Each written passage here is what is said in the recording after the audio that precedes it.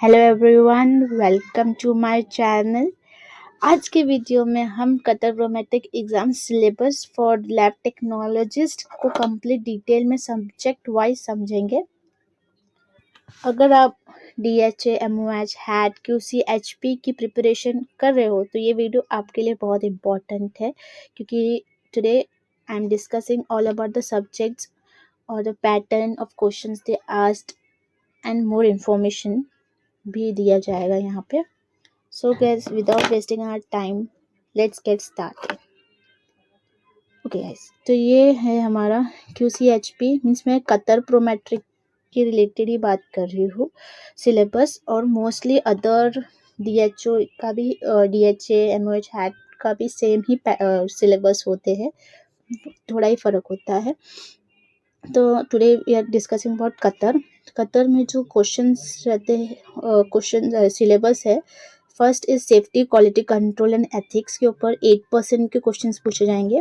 Bacteriology के related 15% है, virology के 5%, माइकोलॉजी 5%, इम्यूनोलॉजी 5%, पैरासिटोलॉजी 5%, हेमाटोलॉजी के लिए 14% है, ब्लड बैंक के लिए 10%, बायोकेमिस्ट्री 17%, हार्मोन्स के रिलेटेड 5%, यूरिन एनालिसिस के 4%, जेनेटिक्स के रिलेटेड 7%। सो गाइस, जो परसेंटेज दिए है वो वेरी कर सकता है ऊपर नीचे थोड़ा बहुत। सो टोटल ऑफ क्वेश्चंस जो रहते हैं वो 150 क्वेश्चंस पूछे जाते हैं। Among them 50% is a passing score. आप 150 MCQs पूछे जाते हैं, उसमें से 50% पासिंग स्कोर है, मीन्स आपको अबाउट 75 क्वेश्चंस तो आपको करेक्ट आंसर देने ही हैं। तो गाइज, यहाँ पे दो होते हैं, लैब टेक्नोलॉजिस्ट का भी पोजीशन होता है, लैब टेक्नीशियन का भी होता है। दोनों में डिफरेंस बस यही है कि जो लैब टेक्नोलॉजिस्ट होते हैं वो बैचलर डिग्री के थ्रू, अगर जिसने बैचलर डिग्री किया है वो लैब टेक्नोलॉजिस्ट के लिए अप्लाई कर सकता है, और जो लैब टेक्नीशियन है वो अगर डिप्लोमा जिसने किया है वो लैब टेक्नीशियन के लिए अप्लाई कर सकता है। दोनों के सिलेबस सेम है, वेटेज भी सेम है, पासिंग स्कोर भी सेम है। एंड गाइस, ये मैं सिर्फ कतर प्रोमेट्रिक एग्ज़ाम की रिलेटेड ही बात कर रही हूँ। दुबई DHA, MOH, हैट के भी थोड़े बहुत ही चेंजेस होते हैं उसमें, लेवल ऑफ क्वेश्चंस भी सेम होते हैं, थोड़े बहुत डिफरेंसेस आपको मिलेंगे, उससे ज़्यादा नहीं। और जो कतर का जो लेवल एग्ज़ाम है प्रोमेट्रिक लेवल, तो वो हाई लेता है, मीन्स उसका लेवल थोड़ा और डिफ़िकल्ट होता है।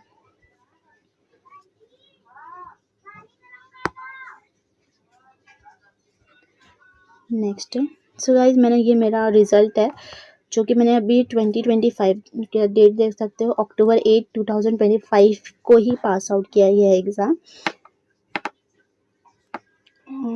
DHP, MOPH, state of Qatar lab technologist exam, मेरा स्कोर था 57%। सो गाइज, यहाँ पे स्कोर इम्पोर्टेंट नहीं होता, बस पास होना इम्पोर्टेंट है। अगर आपको 51% भी मिला तो भी आपको जॉब मिल जाएगी कतर में, बस आपको प्रोमेट्रिक पास होना ज़रूरी है। सो गाइज, तो मेरे जो 150 क्वेश्चंस थे उसमें से ब्लड बैंक के रिलेटेड 26 क्वेश्चंस पूछे गए थे, और यूरिन एनालिसिस के और अदर बॉडी फ्लूइड्स के रिलेटेड 10 क्वेश्चंस पूछे गए थे। क्लिनिकल केमिस्ट्री के रिलेटेड 26, हेमाटोलॉजी के रिलेटेड 26, इम्यूनोलॉजी और सीरोलॉजी के रिलेटेड 12, हिस्टो साइटो टेक्निक्स के रिलेटेड 10 क्वेश्चंस पूछे थे, माइक्रोबायोलॉजी के रिलेटेड 26, और लैबोरेटरी ऑपरेशंस के related 7, patient safety and professionalism के लिए 7। सो गाइस, टोटल मीन्स ज़्यादा weightage blood bank, clinical chemistry, haematology, microbiology को दिया गया है, बट हमें सारे सब्जेक्ट्स को इक्वली ही स्टडी करना पड़ेगा, क्योंकि हर एक सब्जेक्ट इम्पॉर्टेंट है।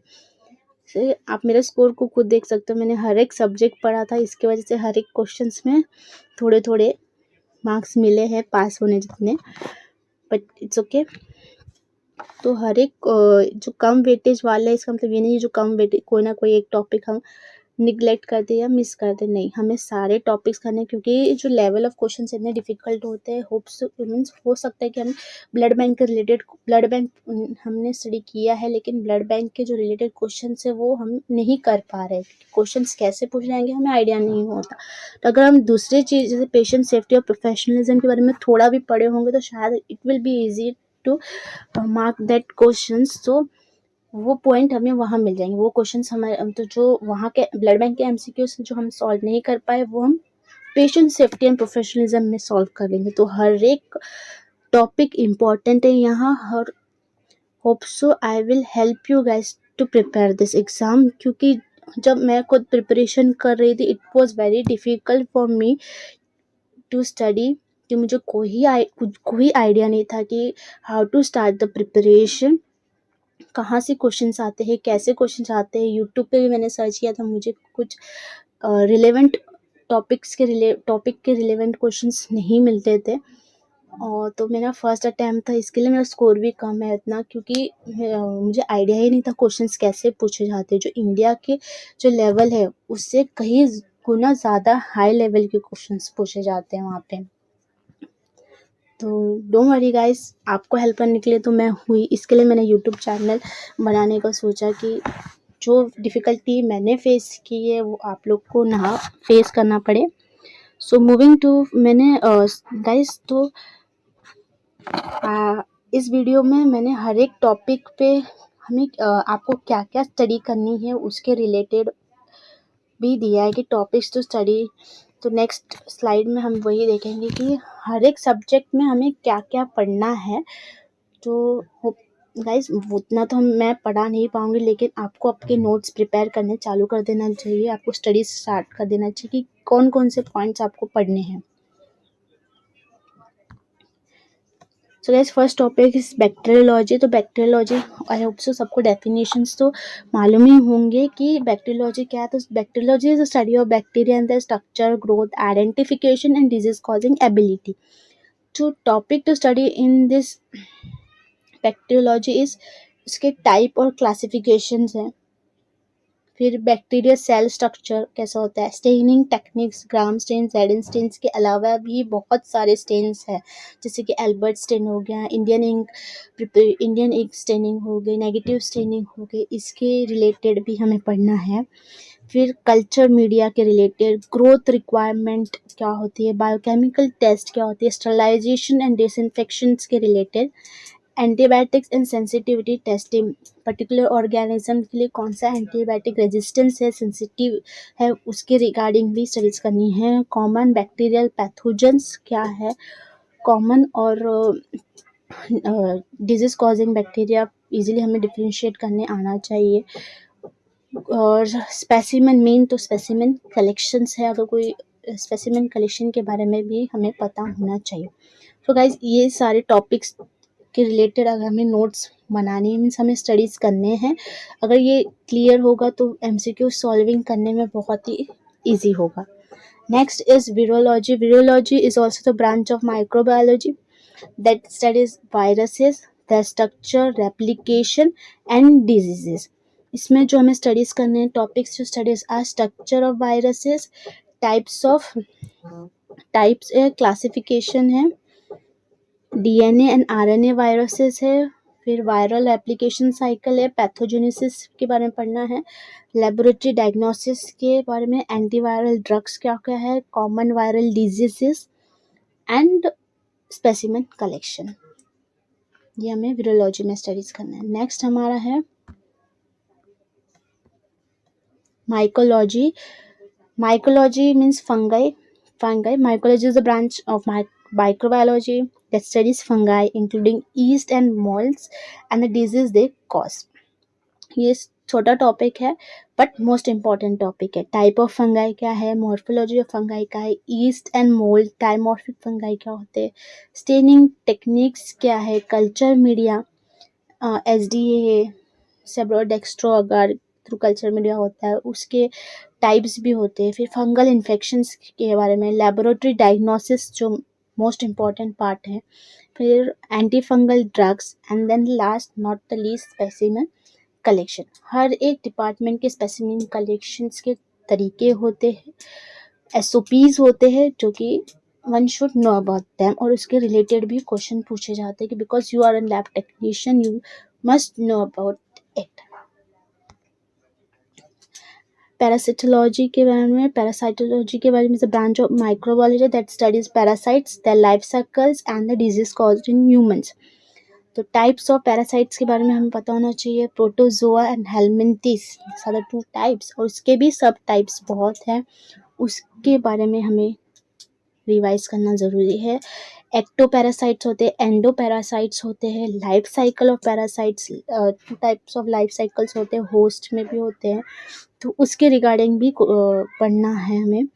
मोड्स ऑफ ट्रांसमिशंस कैसे है, लेबोरेटरी डायग्नोसिस, हर एक इस टॉपिक में हमें laboratory diagnosis is most important part, वो हमें डिस्कस करना है। फिर स्टूल एग्जामिनेशन तो पैरासाइट्स में बहुत इम्पॉर्टेंट है कि stool examination is most important parasitology. Blood parasites, anti parasitic drugs के थोड़ा कम लीस्ट इम्पॉर्टेंट है, but we must know about it. And the most important is specimen collection. Okay, next is hematology का भी weightage ज़्यादा है, total 26 questions पूछे गए थे 150 में से मुझे। हेमाटोलॉजी क्या है? As we all know, it is a branch of laboratory medicine that studies blood cells, hemoglobin and blood disorder. Topics to study is composition of blood, RBCs, WBCs, platelets, hemoglobin and indices, फिर blood cell morphology, anaemia, leukaemia के बारे में, और फिर coagulation test हो गया हमारा, ESR, PCV के बारे में, PCV इस ESR एंड PCV के बारे में, फिर ब्लड ग्रुपिंग, फिर पेरिफेरल स्मीयर, फिर ऑटोमेटेड एनालाइजर्स के बेसिस भी क्वेश्चंस पूछे जाते हैं, और यहाँ पे भी लैब डायग्नोसिस के बेसिस पे भी क्वेश्चंस पूछे जाते हैं।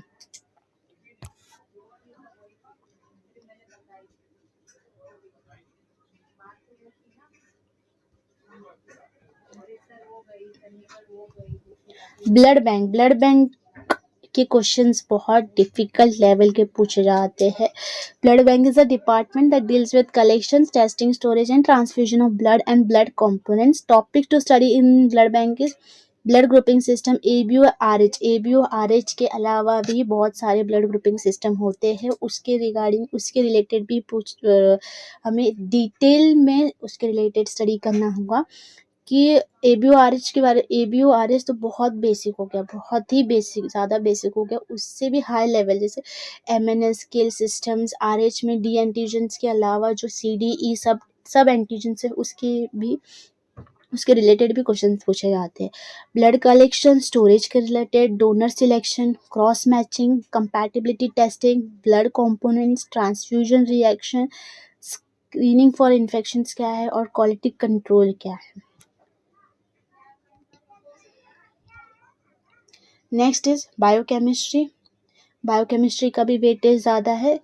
Biochemistry is a branch of laboratory medicine that studies chemical constituents of blood and body fluids and their role in diseases. Topic to study is carbohydrate, proteins and lipids, इनके metabolisms के बारे में पढ़ना है। फिर एंजाइम्स क्या है, LFT means liver function test, KFT kidney function test, electrolytes, hormones, acid base balance, lipid profile, quality control, automated analysers के बारे में पढ़ना है।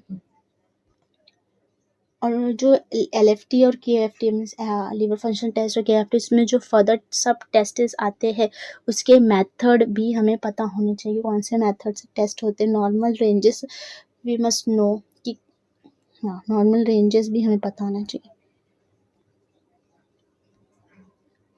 नेक्स्ट इज हॉर्मोन्स को एक अलग से पार्ट दे दिया गया है, ये भी इसमें भी मुझे 7 क्वेश्चंस पूछे गए थे। जो हॉर्मोन्स है वो केमिकल मैसेंजर्स होते हैं secreted by endocrine glands that regulate body functions, correct.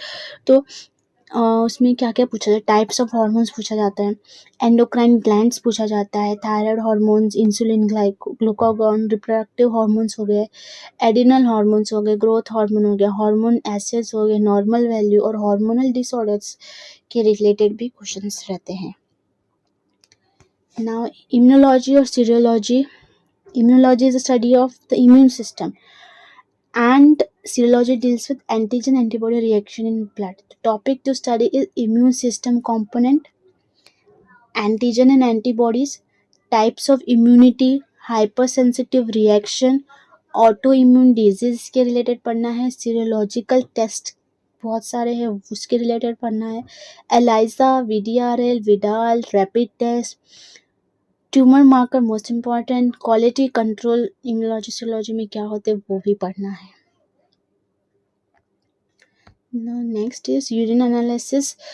Urine analysis को भी एक अलग से टॉपिक दिया गया है, इसके रिलेटेड भी 7 to 10 क्वेश्चंस पूछे जाते हैं. Urine analysis is examination of urine to assess kidney function, metabolic disorders and urinary tract diseases. Topic to study is physical examination, chemical examination, microscopic examination, urine constituents, normal, abnormal findings क्या है, urine crystals क्या है, cast क्या है, urine infections के related, dip stick test के related, specimen collection के related. सो कैसे अगर हमें इतना भी नॉलेज, अगर हम इतना टॉपिक्स को भी पढ़ के रखें तो हमें अगर इतना भी नॉलेज है तो जो क्वेश्चंस आते हैं इसके रिलेटेड नहीं भी आए तो भी हमें अगर पता है तो उससे कंपेयर करके भी हम इजीली क्वेश्चंस को मार्क कर सकते. ज़रूरी नहीं है कि जो क्वेश्चंस पूछे गए हैं थरोली हम मस्ट नो, उसके रिलेटेड भी थोड़ा सा समझ के हम आंसर्स दे सकते हैं अगर हमें ये सब भी बेसिक्स भी क्लियर है तो. Cytogenetics is a study of chromosomes, their structure, number and abnormalities. Topics to study is chromosome structure, human karyotype, chromosome bending techniques, numerical abnormalities, structural abnormalities, karyotyping, prenatal diagnosis, cancer cytogenetics, laboratory techniques, specimen collections. So guys ये थोड़ा difficult topic है but ये पढ़ना ज़रूरी है, इसके related भी अच्छे खासे क्वेश्चंस पूछे जाते हैं. सो इसे स्किप मत करना, इसके रिलेटेड भी टॉपिक्स जो भी स्टडीज़ के लिए दिया है मैंने उसको कवर ज़रूर करना, रिवाइज ज़रूर करना, तो आपके लिए MCQ सॉल्व करना थोड़ा ईजी हो जाएगा. Guys last but not the least it is in patient safety and professionalism. इसके रिलेटेड भी 5 to 7 क्वेश्चंस पूछे जाते हैं. तो by patient safety refers to preventing harm to patients and professionalism involves ethical, responsible and competent behavior in healthcare practice. Topic इसमें क्या है कि patient identification, topics to study patient identification, infection control, sample labelling, handling, error prevention कैसे करेंगे, communication skills कैसे करेंगे, ethical principal क्या है, कॉन्फिडेंशियल क्या है, कंसेंट और पेशेंट राइट जो कि बहुत इम्पोर्टेंट है कि पर्टिकुलर टेस्ट के लिए किस तरीके हम कंसेंट लेते हैं, पेशेंट्स के राइट्स के, पेशेंट का राइट क्या है, professional conduct, quality and safety standard. It's an easy topic but not to neglect. इसको निगलेक्ट ज़रूर बिल्कुल भी नहीं करना कि हमें बट कि हम इसके रिलेटेड क्वेश्चन सॉल्व कर लेंगे. No, you have to study, you have to clear, इसे भी पढ़ना है गाइस, इसको निगलेक्ट मत करना. So guys that's an end. तो ये जो जितने भी मैंने टॉपिक्स आपको बताए that it was an syllabus. अगर आपने इतना भी क्लियर पढ़ा है, इतना भी अगर आपने पढ़ा तो you will definitely clear this exam first attempt.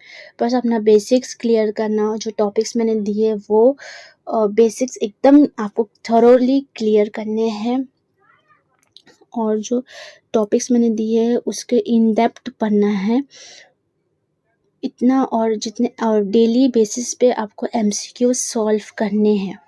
जितना ज़्यादा आप MCQ सॉल्व करेंगे उतना ज़्यादा आपके टॉपिक्स क्लियर होते जाएंगे.